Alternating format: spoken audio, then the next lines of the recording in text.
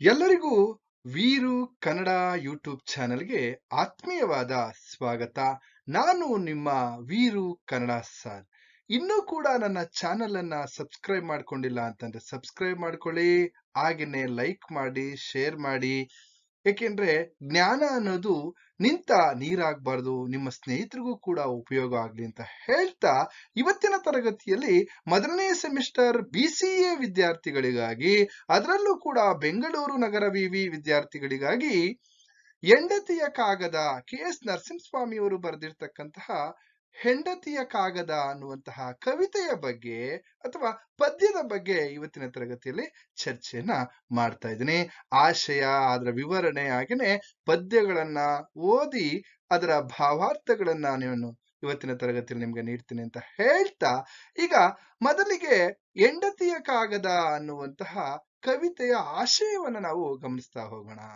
ನೋಡಿ, KS ನರಸಿಂಹಸ್ವಾಮಿ ಅವರು ಬರೆದಿರ್ತಕ್ಕಂತಹ ಹೆಂಡತಿಯ ಕಾಗದ ಅನ್ನುವಂತಹ ಕವಿತೆಯ ಆಶಯ ಹೀಗಿದೆ. ನೋಡಿ, ಈ ಕವಿತೆಯಲ್ಲಿ ಹೆಂಡತಿ ತನ್ನ ತವರು ಮನೆಗೆ ಹೋದಾಗ ಗಂಡನು ಅನುಭವಿಸುವಂತಹ ಏಕಾಂತ ಮತ್ತು ಹೆಂಡತಿಯ ಮೇಲಿನ ಪ್ರೀತಿಯನ್ನ ವ್ಯಕ್ತಪಡಿಸುತ್ತೆ ಅಂತಕ್ಕಂತಹ ಒಂದು ವಿಚಾರ. ನೋಡಿ, ಹೆಂಡತಿ ತವರು ಮನೆಗೆ ಹೋದಂತಹ ಸಂದರ್ಭದಲ್ಲಿ ಗಂಡನ ಏಕಾಂತ, ಅವನು ಒಬ್ಬನೇ ಎಲ್ಲೋ ಒಂದ್ ಕಡೆ ಅನೇಕ ಆಲೋಚನೆಗಳನ್ನ, ಯೋಚನೆಯನ್ನ ಮಾಡ್ತಕ್ಕಂಥದ್ದು, ಮತ್ತೆ ಇಲ್ಲಿ ಹೆಂಡತಿಯ ಮೇಲಿರ್ತಕ್ಕಂತಹ ಪ್ರೀತಿ, ಪ್ರೇಮವನ್ನ ವ್ಯಕ್ತಪಡಿಸ್ತಕ್ಕಂಥದ್ದನ್ನ ಗಮನಿಸ್ತಾ ಹೋಗ್ಬೋದು ಈ ಕವಿತೆಯಲ್ಲಿ. ಹಾಗೇನೆ ಇಲ್ಲಿ ಗಂಡನು ಬರೆದ ಕಾಗದಕ್ಕೆ ಪತ್ನಿ ಪ್ರತಿಕ್ರಿಯಿಸ್ತಕ್ಕಂಥದ್ದು. ಈಗ ಗಂಡ ಏನ್ ಮಾಡಿದಾನೆ, ಹೆಂಡತಿಗೆ ಕಾಗದವನ್ನ ಬರೆದಿದ್ದಾನೆ, ನೀನ್ ಯಾವಾಗ ಬರ್ತೀಯಾ, ಏನು ಎತ್ತ ಅಂತಕ್ಕಂತಹ ಕಾಗದವನ್ನ ಬರೆದಿರ್ತಕ್ಕಂಥ ಸಂದರ್ಭದಲ್ಲಿ ಆ ಕಡೆಯಿಂದ ಹೆಂಡತಿ ಪತ್ರದ ಮುಖೇನ, ಅಂದ್ರೆ ಪತ್ರದ ಮುಖಾಂತರ ಸಂಭಾಷಣೆಯನ್ನು ನಡೆಸ್ತಕ್ಕಂತಹ ಒಂದು ವಿಚಾರನ ಇಲ್ಲಿ ಗಮನಿಸ್ತಾ ಹೋಗ್ಬೋದು. ಹೆಂಡತಿ ಆ ಕಡೆಯಿಂದ ಗಂಡನಿಗೆ ಯಾವ ರೀತಿ ಪತ್ರದ ಮುಖಾಂತರ ತನ್ನ ಇಲ್ಲಿ ವಿಚಾರಗಳನ್ನು ಯಾವ ರೀತಿ ಇಲ್ಲಿ ವ್ಯಕ್ತಪಡಿಸ್ತಾ ಇರ್ತಾಳೆ ಅಥವಾ ಸಂಭಾಷಣೆಯನ್ನ ತಿಳಿಸ್ತಾ ಇದ್ದಾಳೆ ಅಂತಕ್ಕಂಥ ನಾವು ಗಮನಿಸ್ತಾ ಹೋಗ್ಬೋದು. ಹಾಗೇನೆ ಅಲ್ಲಿ ಆ ಗಂಡನು ಇಲ್ಲಿ ಇರೋ ಒಂದ್ ಕಡೆ ಏನ್ಬಪ್ಪ ಅಂದ್ರೆ, ಹೆಂಡತಿ ತನ್ನ ಗಂಡನನ್ನ ಮರೆತಿಲ್ಲ ಎಂದು ಹೇಳ್ತಾಳೆ. ಹಾಗೇನೆ ಮತ್ತು ಇಲ್ಲಿ ಗಂಡನ ನೆನಪು ಸದಾ ನನ್ನನ್ನ ಕಾಡ್ತಾ ಇದೆ ಅಂತಕ್ಕಂಥದ್ದು. ನಿಮ್ಮ ನೆನಪು ನನ್ನನ್ನ ಯಾವಾಗ್ಲೂ ಕಾಡ್ತಾ ಇದೆ ಅಂತಕ್ಕಂಥದ್ದನ್ನ ಪತ್ರದ ಮುಖಾಂತರ ತಿಳಿಸ್ತಕ್ಕಂಥದ್ದು. ಈ ಕವಿತೆಯಲ್ಲಿ ಗಂಡ ಹೆಂಡತಿಯರ ನಡುವಿನ ದಾಂಪತ್ಯ ಜೀವನದಲ್ಲಿ ಪ್ರೀತಿ, ವಿಶ್ವಾಸ, ಬಾಂಧವ್ಯ, ನಂಬಿಕೆ, ತಾಳ್ಮೆ ಎಲ್ಲವೂ ಕೂಡ ಬಹುಮುಖ್ಯ ಅಂತಕ್ಕಂಥದ್ದನ್ನ ಇಲ್ಲಿ ಕವಿ ಈ ಕವಿತೆಯಲ್ಲಿ ಕಟ್ಕೊಡ್ತಾ ಇದ್ದಾರೆ ಅಂತಕ್ಕಂಥ ನಾವಿಲ್ಲಿ ಗಮನಿಸ್ತಾ ಹೋಗ್ಬೋದು. ನೋಡಿ, ಈ ಪದ್ಯದ ಬಗ್ಗೆ ನಿಮ್ಗೆ ಪ್ರಶ್ನೆಯನ್ನ ಕೇಳಿದಾಗ, ಅಥವಾ 5 ಅಂಕದ ಪ್ರಶ್ನೆಗಳು, 10 ಅಂಕದ ಪ್ರಶ್ನೆಗಳು, ಈ ತರದ ಪ್ರಶ್ನೆಗಳು ಬಂದ್ರು ಅಥವಾ ಭಾವಾರ್ಥಗಳು ಬಂದ್ರು, ನೋಡಿ ನೀವು ಈ ಕವಿತೆಯನ್ನ ಅಥವಾ ಪ್ರಸ್ತುತ ಈ ಕವಿತೆಯನ್ನ KS ನರಸಿಂಹಸ್ವಾಮಿ ಅವರು ಬರೆದಿರ್ತಕ್ಕಂತಹ ಇಲ್ಲಿ ಹೆಂಡತಿಯ ಕಾಗದ ಅನ್ನುವಂತ ಕವಿತೆಯಿಂದ ಆರಿಸಲಾಗಿದೆ ಅಂತ ಪ್ರಾರಂಭ ಮಾಡಿ, ಆಶಯವನ್ನು ಸಾಧ್ಯವಾದ ಮಟ್ಟಿಗೆ ಬರೆದು, ಆನಂತರ ನಾನು ಹೇಳ್ತಕ್ಕಂತಹ ವಿಚಾರಗಳನ್ನ ಬರೆದ್ರು ಕೂಡ ನಿಮಗೆ ಹೆಚ್ಚು ಇಲ್ಲಿ ಹೆಚ್ಚು ಅಂಕಗಳು ಲಭಿಸ್ತವೆ ಅಂತಕ್ಕಂಥದ್ದನ್ನ ಇಲ್ಲಿ ಗಮನಿಸಬಹುದು. ನೋಡಿ, ಈಗ ಒಂದೊಂದೇ ಆ ಪದ್ಯವನ್ನ ಓದಿ ಅದರ ವಿವರಣೆಯನ್ನ ನಾನು ನಿಮ್ಗೆ ನೀಡ್ತಾ ಹೋಗ್ತೀನಿ. ನೋಡಿ, ಇಲ್ಲಿ ಹೆಂಡತಿ ಪತ್ರದ ಮುಖೇನ ಗಂಡನ ಪತ್ರಕ್ಕೆ ಇಲ್ಲಿ ಉತ್ತರಿಸ್ತಕ್ಕಂತಹ ಒಂದು ಪ್ರಕ್ರಿಯೆ ಅಂತಕ್ಕಂಥ ನಾವಿಲ್ಲಿ ಗಮನಿಸ್ತಾ ಹೋಗ್ಬೋದು. ಏನ್ ಹೇಳ್ತಾ ಇದ್ದಾರೆ ಅಂತಂದ್ರೆ, ತವ್ರ ಮನೆ ಸುಖದೊಳಗೆನ್ನ ಮರತಿಹಳು ಎನ್ನದಿರಿ, ತವ್ರ ಮನೆ ಸುಖದೊಳಗೆನ್ನ ಮರತಿಹಳು ಎನ್ನದಿರಿ, ನಿಮ್ಮ ಪ್ರೇಮವ ನೀವೇ ಓರೆಯನಿಟ್ಟು, ನಿಮ್ಮ ಪ್ರೇಮವ ನೀವೇ ಓರೆಯನಿಟ್ಟು, ನಿಮ್ಮ ನೆನಪು ನನ್ನ ಹಿಂಡುವುದು ಹಗಲಿನಲ್ಲಿ, ಇರುಳಿನಲ್ಲಿ ಕಾಣುವುದು ನಿಮ್ಮ ಕನಸು. ನೋಡಿ, ಎಷ್ಟರ ಮಟ್ಟಿಗೆ ಆ ಹೆಂಡತಿಗೆ ಗಂಡನ ಮೇಲೆ ಎಷ್ಟು ಪ್ರೀತಿ ಇದೆ ಅಂತಕ್ಕಂಥದ್ದು. ಇಲ್ಲಿ ಸಂದರ್ಭ ಏನ್ ಸರ್ ಅಂತಂದ್ರೆ, ನೋಡಿ, ಇಲ್ಲಿ ಹೆಂಡತಿ ತನ್ನ ತಂಗಿಯ ಮದುವೆ ಇದೆ ಅಂತ ಹೇಳಿ, ತನ್ನ ತಂಗಿಯ ಮದುವೆಯ ಜವಾಬ್ದಾರಿ ಇಲ್ಲಿ ಇಲ್ಲಿ ಹೆಂಡತಿಯ ಮೇಲೆ ಬಿದ್ದಿರೋದ್ರಿಂದ ಆ ತನ್ನ ತಂಗಿಯ ಮದುವೆಯ ಜವಾಬ್ದಾರಿಯನ್ನ ಅಥವಾ ಆ ತಂಗಿಯ ಮದುವೆಯನ್ನ ಮಾಡೋದಕ್ಕೆ ಅವರು ಇಲ್ಲಿ ತವ್ರ ಮನೆಗೆ ಹೋಗಿರ್ತಕ್ಕಂತಹ ಒಂದು ಸಂದರ್ಭ. ಯಾರು? ಹೆಂಡತಿ. ಆ ಸಂದರ್ಭದಲ್ಲಿ ಗಂಡ ತನ್ನ ಹೆಂಡತಿಯ ಬಗ್ಗೆ ಏನೆಲ್ಲ ಅನ್ಕೊಳ್ತಾ ಇರ್ತಾರೆ, ಹಾಗೇನೆ ಆ ಹೆಂಡತಿ ಆ ಪತ್ರದ ಮುಖೇನ ಯಾವ ರೀತಿ ಉತ್ತರವನ್ನ ತಿಳಿಸ್ತಾರೆ ಅಥವಾ ತಿಳಿಸ್ತಾಳೆ ಅಂತಕ್ಕಂಥದ್ದನ್ನ ನಾವಿಲ್ಲಿ ಗಮನಿಸ್ತಾ ಹೋಗ್ಬೋದು. ನೋಡಿ, ಅಲ್ಲಿ ಹೇಳ್ತಾ ಇದ್ರೆ ಹೆಂಡತಿ ತನ್ನ ಗಂಡನಿಗೆ ಇಲ್ಲಿ ಈ ರೀತಿ ಹೇಳ್ತಾ ಇದ್ದಾರೆ. ಹೇಗೆ ಅಂದ್ರೆ, ನಾನು ತವರು ಮನೆಗೆ ಹೋಗಿದ್ದೀನಿ ಅಂತ ಹೇಳಿ ನಾನು ನಿಮ್ಮನ್ನ ಮರೆತಿಲ್ಲ, ಓಕೆನಾ? ತವರು ಮನೆಯಲ್ಲಿ ಸುಖವಾಗಿ ಇಲ್ಲಿ ಮರೆತಿದ್ದೇನೆ ಅಂತ ಅನ್ಕೊಂಬೇಡಿ ಅಂತ ಅದರ ತಪ್ಪು ಕಲ್ಪನೆಯನ್ನು ಕೂಡ ನೀವು ಮಾಡ್ಕೊಳಕ್ ಹೋಗ್ಬೇಡಿ. ಸದಾ ಹಗಲು ಇರುಳು, ನೋಡಿ, ಹಗಲಿನಲ್ಲಿ ಏನಾದ್ರೂ ಕೆಲಸ ಮಾಡ್ತಾ ಇದ್ರು ನಿಮ್ಮ ನೆನಪೆ, ರಾತ್ರಿ ಮಲಗುವಾಗಲೂ ಕೂಡ, ಮಲಗಿದ ನಂತರವೂ ಕನಸಿನಲ್ಲಿ ಕೂಡ ನಿಮ್ಮ ನೆನಪೇ ನನ್ನನ್ನ ಸದಾ ಕಾಡ್ತಾ ಇದೆ ಅಂತಕ್ಕಂಥದ್ದನ್ನ ಹೇಳ್ತಾ, ಹಾಗೇನೆ ತನ್ನನ್ನ ಯಾವಾಗ್ಲೂ ಕೂಡ ನಿಮ್ಮ ನೆನಪು, ನಿಮ್ಮ ಪ್ರತಿಬಿಂಬ ನನ್ನ ಕಣ್ಮುಂದಲೇ ಬಂದಂತಾಗುತ್ತೆ. ನಾನು ನಿಮ್ಮನ್ನ ಮರೆತಿಲ್ಲ, ನಿಮ್ಮಷ್ಟಕ್ಕೆ ನೀವೇನೆ ಈ ರೀತಿ ಆಲೋಚನೆಯನ್ನ ಮಾಡ್ಕೊಳ್ಳೋದು, ನನ್ನ ಹೆಂಡತಿ ತವ್ರ ಮನೆಗೆ ಹೋಗ್ಬಿಟ್ಟಿದ್ದಾಳೆ, ನನ್ನನ್ನ ಮರ್ತು ಬಿಟ್ಟಿದ್ದಾಳೆ ಅಂತಕ್ಕಂತಹ ಮಾತನ್ನ ಅಥವಾ ಆ ಯೋಚನೆಯನ್ನ ಬಿಟ್ಬಿಡಿ. ನೆಮ್ಮದಿಯಾಗಿ ಸಮಾಧಾನವಾಗಿರಿ. ನಾನು ಬಂದಿರ್ತಕ್ಕಂಥದ್ದು ನನ್ನ ತಂಗಿಯ ಮದುವೆಯನ್ನ ಮಾಡಿ ಆನಂತರ ನಾನು ತವರು ಮನೆಗೆ ಬರ್ತೇನೆ ಅಂತ ಹೇಳ್ತಕ್ಕಂಥ ವಿಚಾರ. ಹಾಗಾದ್ರೆ ಯಾಕೆಂತಂದ್ರೆ ಇನ್ನೊಂದ್ ಕಡೆ ಇಲ್ಲಿ ಹೇಳ್ತಾ ಇದ್ರೆ, ಅಷ್ಟೇ ಅಲ್ಲ, ಮತ್ತೆ ಮತ್ತೆ ಯಾವಾಗ ಹೆಂಡತಿಗೆ ಇಲ್ಲಿ ನೆನಪು ಕಾಡ್ತಾ ಇದೆ ಅಂತ ಅಂದ್ರೆ, ಇಲ್ಲಿ ಬೃಂದಾವನದ ಹಣೆಗೆ ಕುಂಕುಮ ನೀಡುವಾಗ, ಬೃಂದಾವನದ ಹಣೆಗೆ ಕುಂಕುಮವ ಇಡುವಾಗ ಕಾಣುವುದು ಶ್ರೀ ತುಳಸಿ, ಕೃಷ್ಣ ತುಳಸಿ. ನೀಲಾಂಬರದ ನಡುವೆ ಚಂದಿರನು ಬಂದಾಗ ರೋಹಿಣಿಯು ಬೆಳಗುವಳು ಸನ್ನಿಧಿಯಲ್ಲಿ ಅಂತಕ್ಕಂತಹ ಸಾಲನ್ನ ಗಮನಿಸಿದಾಗ, ನೋಡಿ, ನಾನು ತವ್ರ ಮನೇಲಿ ತುಳಸಿ ಕಟ್ಟೆಗೆ ಕುಂಕುಮವನ್ನ ಇಟ್ಟು ಪೂಜೆಯನ್ನ ಮಾಡ್ಬೇಕಾದ್ರೆ, ಧಾರ್ಮಿಕ ಆಚರಣೆಯನ್ನ ಮಾಡ್ಬೇಕಾದ್ರೆ, ಪೂಜೆಯನ್ನ ಮಾಡ್ಬೇಕಾದ್ರೂ ಕೂಡ ನಿಮ್ಮ ನೆನಪಾಗುತ್ತೆ. ಹಾಗೇನೆ ನೀಲಿ ಆಕಾಶದ ಮಧ್ಯದಲ್ಲಿ ಚಂದಿರನು ಬಂದಂತೆ, ನನ್ನ ಬಾಳಿನಲ್ಲಿ ನೀಲಿ ಆಕಾಶದಲ್ಲಿ ಇಲ್ಲಿ ಎಲ್ಲೋ ಒಂದ್ ಕಡೆ ಚಂದಿರನು ಬಂದಂತೆ, ನೀಲಿ ಆಕಾಶದ ಮಧ್ಯ ಚಂದಿರನು ಬಂದಂತೆ, ರೋಹಿಣಿ, ಇಲ್ಲಿ ಎಲ್ಲೋ ಒಂದ್ ಕಡೆ ರೋಹಿಣಿ ನಕ್ಷತ್ರವು ಬೆಳಗುವಂತೆ ನೀವು ನನ್ನ ಬಾಳಿನಲ್ಲಿ, ನನ್ನ ಬದುಕಿನಲ್ಲಿ ಬಂದು ನನ್ನ ಬದುಕಿಗೆ, ನನ್ನ ಜೀವನಕ್ಕೆ ಬೆಳಕಾಗಿದ್ದೀರಿ ಎಂದು ತನ್ನ ಗಂಡನಿಗೆ ಇಲ್ಲಿ ಹೆಂಡತಿ ಹೇಳ್ತಾ ಇರ್ತಕ್ಕಂಥದ್ದು. ನೋಡಿ, ಈ ದಾಂಪತ್ಯದಲ್ಲಿ ಒಬ್ಬರಿಗೊಬ್ಬರಿಗೆ ನಂಬಿಕೆ ಅನ್ನೋದು ಎಷ್ಟು ಮುಖ್ಯ ಅನ್ನೋದನ್ನ ನಾವು ಇಲ್ಲಿ ಗಮನಿಸ್ತಾ ಹೋಗ್ಬೋದು. ನೋಡಿ, ಯಾವಾಗ್ಲೂ ಕೂಡ ನಿಮ್ಮ ನೆನಪು ಸದಾ ಕಾಡ್ತಾ ಇದೆ ಅಂತಕ್ಕಂಥದ್ದು. ಇನ್ನೊಂದ್ ಕಡೆ ಇಲ್ಲಿ ಭಾರತೀಯ ಹೆಣ್ಣು ಮಗಳ ಮನಸ್ಸಿನಲ್ಲಿ ದಾಂಪತ್ಯದ ಪ್ರೇಮ ಹೇಗೆ ಬೆಸೆದುಕೊಂಡಿದೆ ಅಥವಾ ಅವರ ಬೆಸುಗೆ ಎಂಥದ್ದು ಎಂಬುದನ್ನ ಈ ಸಾಲುಗಳಲ್ಲಿ ನಾವು ಗಮನಿಸ್ತಾ ಹೋಗ್ಬೋದು. ಗಂಡ ಹೆಂಡತಿಯರ ನಡುವೆ ನಂಬಿಕೆ ಮತ್ತೆ ವಿಶ್ವಾಸಗಳು ಬಹುಮುಖ್ಯ ಅಂತಕ್ಕಂಥದ್ದನ್ನ ನಾವಿಲ್ಲಿ ಗಮನಿಸ್ತಾ ಹೋಗ್ಬೋದು ಈ ಸಾಲುಗಳಲ್ಲಿ. ಆನಂತರ ಮತ್ತೆ ಹೆಂಡತಿ ಹೇಳ್ತಾ ಇದ್ರೆ ಪತ್ರದ ಮುಖೇನ,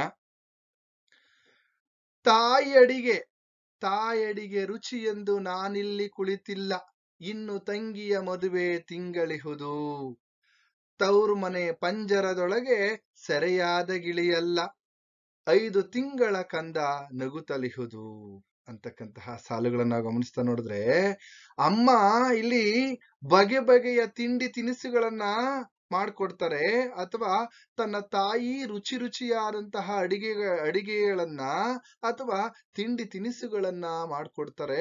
ಅವುಗಳನ್ನ ತಿಂದು ನಾನಿಲ್ಲಿ ಕುಳಿತಿಲ್ಲ. ನನ್ನ ತಂಗಿಯ ಮದುವೆ ಇನ್ನೊಂದು ತಿಂಗಳಿದೆ, ಅದಕ್ಕೋಸ್ಕರ ನಾನು ಇಲ್ಲಿದ್ದೇನೆ ಅಷ್ಟೇನೆ. ಯಾಕೆಂದ್ರೆ ಅವಳ ಮದುವೆಯ ತಯಾರಿ ಮಾಡ್ಕೊಳ್ಳೋದಕ್ಕೆ ನಾನಿಲ್ಲಿದ್ದೇನೆ. ತವರು ಮನೆಯ ಪಂಜರದೊಳಗೆ ನಾನು ಬಂದಿಯಾಗುವ ಪಂಜರದ ಗಿಳಿಯಲ್ಲ. ನೋಡಿ, ತವರು ಮನೆಯಲ್ಲೇನೆ ಇದ್ದು ಬಂದಿಯಾಗೋದಕ್ಕೆ ನಾನು ಪಂಜರದ ಗಿಳಿಯಲ್ಲ ಅಂತಕ್ಕಂಥದ್ದು. ಎಲ್ಲ ಒಂದ್ ಕಡೆ ನನ್ನ ತಂಗಿಯ ಮದುವೆ ಮುಗಿದ ನಂತರ ಹಾಗೆ ನಾನು ಮತ್ತೆ ನಿಮ್ಮ ಪ್ರೀತಿಯ ಸಂಕೇತವಾಗಿರ್ತಕ್ಕಂತಹ ಕುರುಹ ಆಗಿರ್ತಕ್ಕಂತಹ 5 ತಿಂಗಳ ಕಂದ ಇಬ್ಬರು ಕೂಡ ಬಂದು ಇಲ್ಲಿ ಒಂದು ಮಗುನೂ ಕೂಡ ಇದೆ, 5 ತಿಂಗಳ ಮಗು. ಇಲ್ಲಿ ಹೆಂಡತಿ ಆ ಮಗುವನ್ನ ಕರ್ಕೊಂಡು ಬಂದಿದ್ದಾರೆ. ಆದ್ರೆ ಆ ಕರ್ಕೊಂಡು ಬಂದಿರ್ತಕ್ಕಂಥ ಸಂದರ್ಭ ನಾನು ಮತ್ತೆ ನಿಮ್ಮ ಮಗು ಬಂದು ನಿಮ್ಮನ್ನ ಸೇರ್ಕೊಳ್ತೀವಿ ಮದುವೆ ಮುಗಿದ ನಂತರ, ನನ್ನ ತಂಗಿಯ ಮದುವೆ ಮುಗಿದ ನಂತರ ನಾವು ನಿಮ್ಮ ಸನ್ನಿಧಿಗೆ ಬಂದು ಸೇರ್ಕೊಳ್ತೀವಿ. ಯಾಕೆಂದ್ರೆ ಕೆಲವೊಂದ್ ಕಡೆ ನೀವು ಬೇಸರ ಮಾಡ್ಕೋಬೇಡಿ ಅಂತಕ್ಕಂತಹ ಮಾತನ್ನ ಹೇಳ್ತಾ ಇದ್ದಾರೆ. ಯಾಕೆಂದ್ರೆ ಬೇಸರ ಮಾಡ್ಕೋಬೇಡಿ ಎಂದು ಗಂಡನಿಗೆ ಹೆಂಡತಿ ಹೇಳ್ತಾ ಇರ್ತಕ್ಕಂಥದ್ದು. ಇನ್ನೊಂದ್ ಕಡೆ ಕಣ್ಣೆದುರುಗಿರುವಾಗ ಮತ್ತೆ ಹೇಗೆ ಹೇಳ್ತಾಳೆ ಅಂತಂದ್ರೆ, ಹೆಂಡತಿನೂ ಕೂಡ ಇಲ್ಲಿ ತುಂಬಾ ಬುದ್ಧಿವಂತೆ ಅಂತಕ್ಕಂಥ ನಾವು ಗಮನಿಸ್ಕೋಬಹುದು. ಯಾಕೆಂದ್ರೆ ಕಣ್ಣೆದುರುಗಿರುವಾಗ ನಿಮ್ಮ ಮನ ಹುಕ್ಕುವುದು ಕ್ಷೀರ ಸಾಗರದಂತೆ ಶಾಂತಿಯೊಳಗೆ, ಕಣ್ಮರೆಯಾದಾಗ ಹೂವಲ್ಲ ಹಾವೆಂದು ಬಿರುನುಡಿಯ ನುಡಿದು ನಿಮಗೆ ತರವೆ.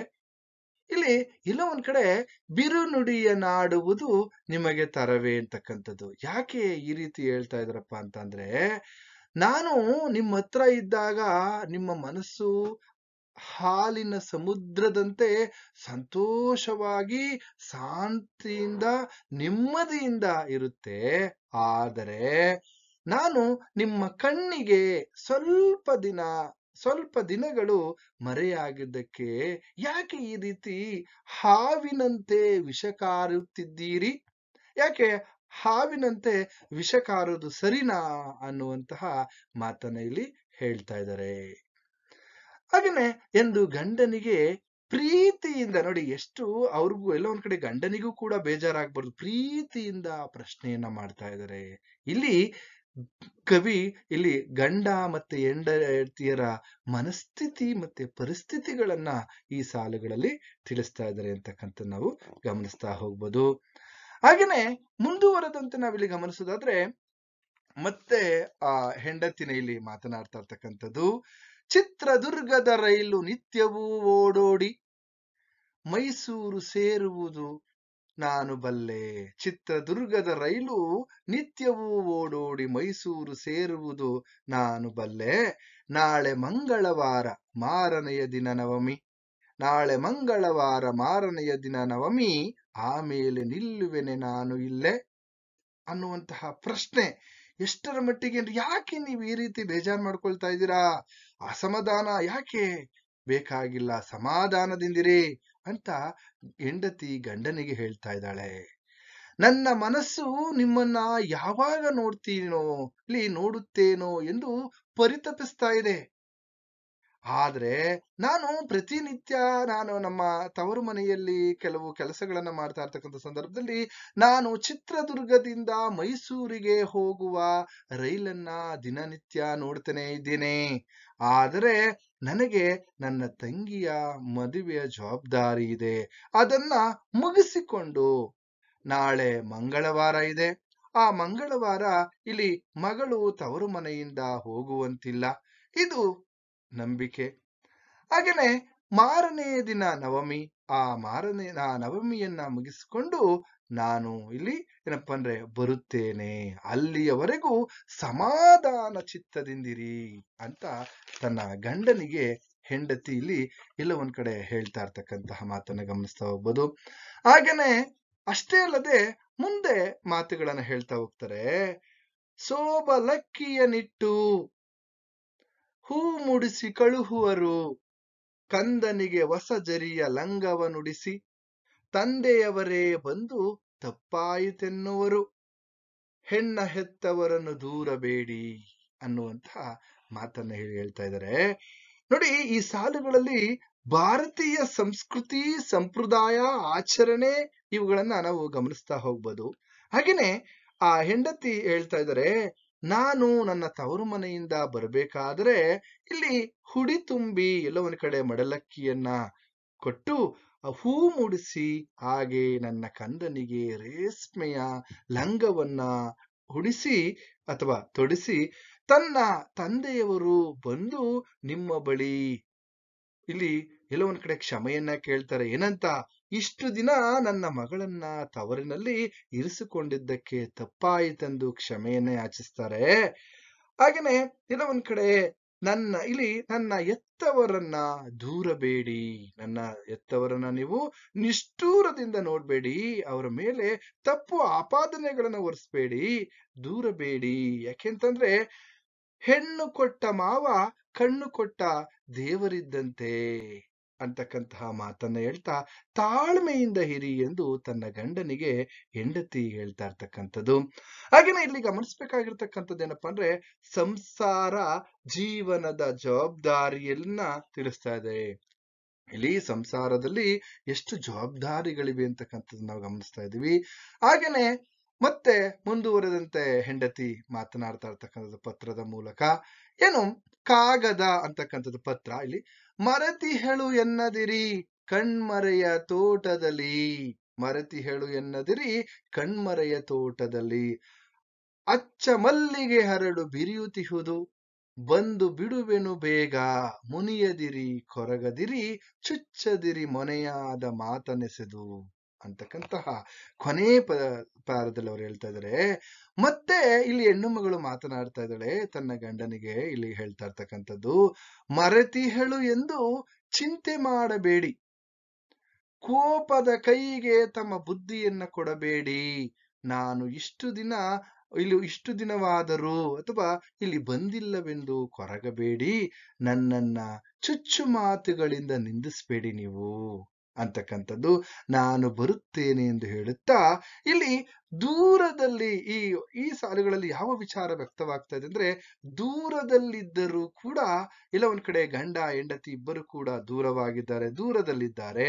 ಆ ದೂರದಲ್ಲಿದ್ದರೂ ಕೂಡ ಆ ಪತ್ರದ ಸಂಭಾಷಣೆಗಳಿವೆಯಲ್ಲ, ಮನಸ್ಸಿಗೆ ಹತ್ರ ಆಗ್ತಾ ಇದ್ದಾರೆ ಒಬ್ರಿಗೊಬ್ರು. ನೋಡಿ, ದೂರದಲ್ಲಿದ್ದರೂ ಪ್ರೀತಿ, ನಂಬಿಕೆ, ತಾಳ್ಮೆಗಳನ್ನ ಮಾತ್ರ ನಾವು ದಾಂಪತ್ಯ ಜೀವನದಲ್ಲಿ ಗಂಡ ಹೆಂಡಿರು ಕಳೆದುಕೊಳ್ಳಬಾರದು ಎಂಬುವಂತಹ ಗಂಡನಿಗೆ ಮನವರಿಕೆಯ ಮಾತುಗಳನ್ನ ಹೆಂಡತಿ ತಿಳಿಸ್ತಾ ಇರ್ತಕ್ಕಂಥದ್ದನ್ನ ಈ ಸಾಲುಗಳಲ್ಲಿ ಗಮನಿಸ್ತಾ ಹೋಗ್ಬೋದು. ಇದಿಷ್ಟು ಹೆಂಡತಿಯ ಕಾಗದ ಅನ್ನುವಂತಹ ಕವಿತೆಯ ಒಂದು ಸಾರಾಂಶವಾಗಿದೆ ಅಂತ ಹೇಳ್ತಾ, ಇನ್ನೂ ಕೂಡ ನನ್ನ ಚಾನೆಲ್ ಅನ್ನ ಸಬ್ಸ್ಕ್ರೈಬ್ ಮಾಡ್ಕೊಂಡಿಲ್ಲ ಅಂದ್ರೆ ಸಬ್ಸ್ಕ್ರೈಬ್ ಮಾಡ್ಕೊಳ್ಳಿ, ಹಾಗೆ ನಿಮ್ ಸ್ನೇಹಿತರು ಕೂಡ ಶೇರ್ ಮಾಡಿ ಅಂತ ಹೇಳ್ತಾ ಇಲ್ಲಿಗೆ ಇವತ್ತಿನ ತರಗತಿಯನ್ನ ಮುಗಿಸ್ತಾ ಇದ್ದೀನಿ. ನಿಮ್ಗೆಲ್ರಿಗೂ ಕೂಡ ಶುಭವಾಗ್ಲಿ.